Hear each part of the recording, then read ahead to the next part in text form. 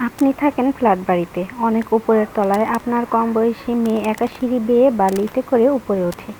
নিচে অনেকগুলো ফ্ল্যাটে মানুষ থাকে। আপনার মেয়ে মোটেই নিরাপদ নয়। নিচের কাউকে বিশ্বাস করার কোনো কারণ নেই।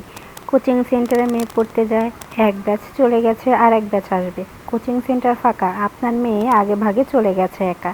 সেন্টারে আছে শুধু টিচার।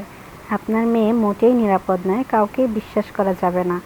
মেয়েকে এমন কোনো বান্ধবীর বাসায় থাকার জন্য পাঠাবেন না যার ভাই এবং পিতা বাসায় থাকে। মেয়েকে স্কুলে এমন আগেভাগে পাঠাবেন না যেখানে ক্লাসে বা স্কুলের কোনো জায়গায় সে একা হয়ে যায়।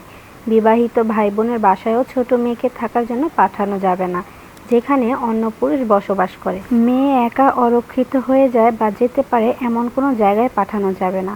একমাত্র নিজের পিতামাতা ছাড়া দুনিয়ার কাউকে বিশ্বাস করা যাবে না। ছোট এবং কিশোরী মেয়েকে সারাক্ষণ ট্র্যাকিংয়ে রাখুন।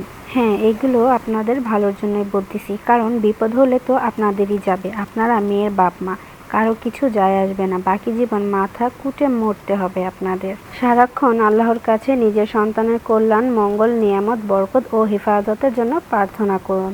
ভিডিওটা এখানেই শেষ করছি। সবাই ভালো থাকবেন। আল্লাহ হাফেজ।